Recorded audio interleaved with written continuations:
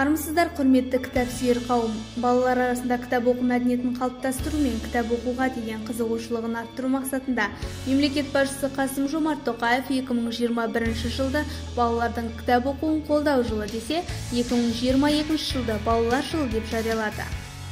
Кітапханаға балалар мен жасөспірімдер тарту мақсатында түрлі челлендждер мен оқу марафондарын ұйымдастырып, балалар аудиториясына арналған жобаларды жүзеге асырып келеміз. Балалар арасында түрлі марафондар, форумдар мен кездесулер өткізіп, әр жыл сайын 1 маусым балаларды қорғау күнінде назардан тыс қалдырмаймыз.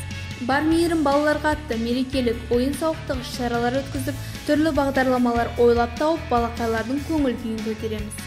Кітапхана шаңырағында мектеп, балабақша, балалар үйінің тәрбиеленушілеріне арнайы экскурсия ұйымдастырып, оларды кітапхана өмірімен, жаңа кітаптармен таныстырып, кітап оқуға деген қызығушылығын арттыруда сүбелі жұмыстар атқарып келеміз.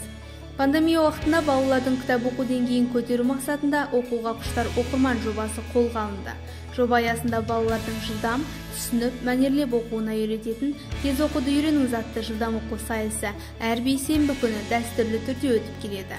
Жылдам оқу сайысы былтырғы жылы 186 рет өтіп, 2000-нан аса оқушы қатысқан болады. Биылғы жылы бұл сайысқа қызығушылық танытып, өтінім білдіргендер саны 2 есеге көбейіп келеді. Сайыста жеңіске жеткендер республикалық жылдам оқу сайысына жолдама алып, дипломдармен марапатталады.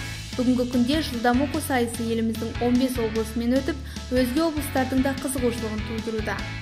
Сондай-ақ балалардың сөйлеу шеберлігін дамытып, шешендік өнерге баулу мақсатында 100-ден аса мақал сөздің мәйегі атты облыстық мақал-мәтел сайысы өтіп, 1000-ға жуық оқушыны қамтыды. Облыстық білім басқармасымен тығыз жұмыс жасалып, тез оқуды үйреніңіз және мақал сөздің мәйегі байқауларының нәтижесінде оқушылардың кітап оқу деңгейі артып, жыл соңында облыс мектептері кітапханамызға өздерінің алғыс хаттарын жолдады.